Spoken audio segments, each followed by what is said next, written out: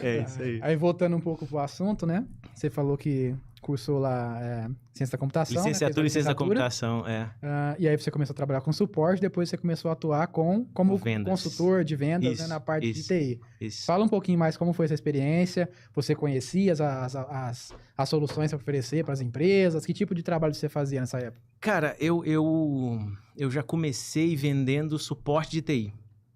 E era tranquilo, porque eu já dava suporte, Uhum. então eu só... Já conhecia, né? Aí eu comecei a vender, mas a gente põe a mão na massa também, para poder, né, acostumar o cliente, a gente fazia qualquer negócio. Então a gente tratava bem o cliente, às vezes eu mesmo punha a mão na massa, porque já tinha um conhecimento. Então eu vendi muito tempo suporte. Aí um tempo eu fui para SAP, que é uma multinacional alemã, Sim. que vende softwares grandes. Aí eu vendi software da SAP, foi massa pra caramba. Lá foi muito legal, porque eu acho que nessa trajetória que a gente vai fazendo de vida, independente do trampo, beleza, a gente trampa, a gente ganha, mas eu acho que pelo menos eu sempre tive assim... O que eu tô aprendendo disso aqui? E eu sempre, em cada momento, independente do trampo, eu ficava querendo aprender o máximo possível. E lá na SAP tinha muitas possibilidades, apesar do tempo curto que eu fiquei.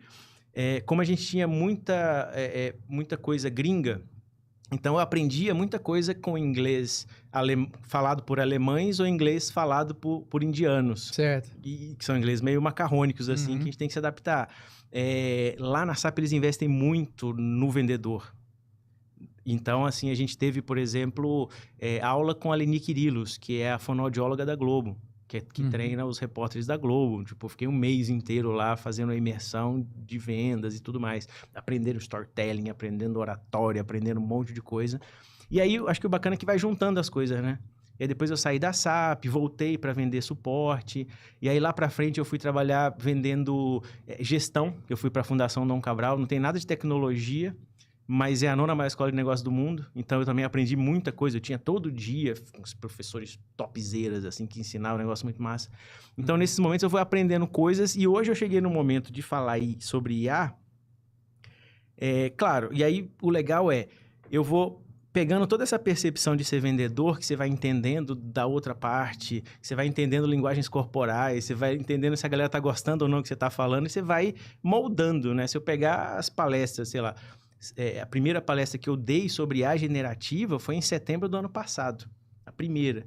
Se pegar... E aí eu gosto de fazer esse lance também de ficar incrementando as coisas. Então os slides de uma para outra, eu vou criando uma cópia e colocando o nome. Então eu consigo ter até uma timeline de ver o que eu fui mudando. E assim, um detalhezinho, um detalhe outro. Hoje, por exemplo, lá em Franca, que eu passei o dia inteiro lá falando sobre IA também com o pessoal do CIESP, que eu tenho uma relação grande com o CIESP. Desde 2015 eu coordeno o Núcleo da Indústria 4.0 no CIESP de Ribeirão Preto. Então eu já falo sobre IA também faz tempo, não é de agora, que a gente fala sobre... Não fala sobre IA generativa, porque isso só saiu agora.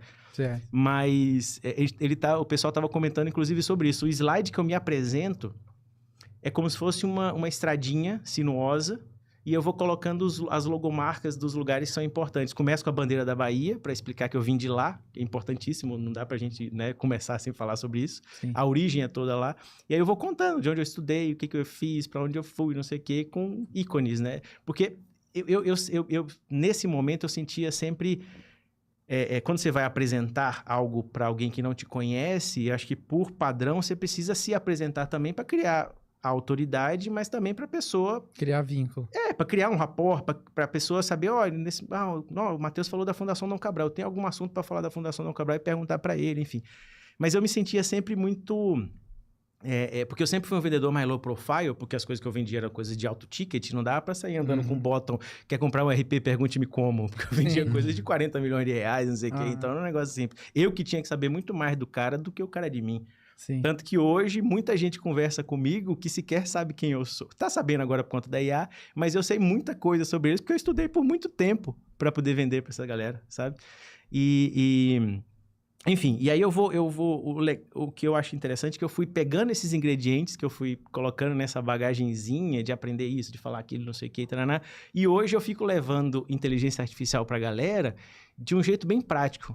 Eu já percebi que a turma não quer saber muita coisa de teoria. É importante falar sobre ética, e aí eu gasto Tem a Camila que trabalha comigo, ela sempre fica batendo. Você tem que parar de falar de coisa técnica e ética que o pessoal não quer saber, que é ferramenta. Eu falei, mas eu tenho obrigação, por ser a primeira pessoa que está falando sobre IA para muita gente, eu tenho a obrigação de explicar que tem muito lado bom, tem, mas também tem lados preocupantes que a gente tem que olhar. Existe discussão, né? Exato. Então eu conto uma historinha, conto uma fabulazinha sobre os pardais e as corujas, que tem um livro muito bacana chamado Superinteligência, do Nick Bostrom, que ele fala sobre os caminhos que o ser humano queria trilhar para a superinteligência. É um livro de 10 anos atrás.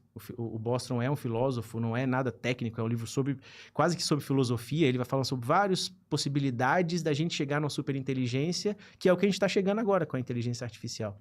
Né? O ser humano sempre quis ser mais inteligente. Uhum. O ser humano sempre quis ser mais forte, andar mais rápido. Isso a gente já conseguiu com carros, aviões e trem. Né? A gente sempre quis ser mais forte. A gente tem vários equipamentos, máquinas que faz isso. Para otimizar. Para ser mais inteligente, a gente criou o computador, mas ainda assim ele não fazia do jeito que a gente queria. A inteligência artificial está chegando nesse momento para isso. Porque se a gente olha em tudo quanto é filme de ficção científica, eu sempre falo isso porque é muito claro. Você não vê ninguém operando o computador com teclado e mouse. As pessoas operam os computadores com voz.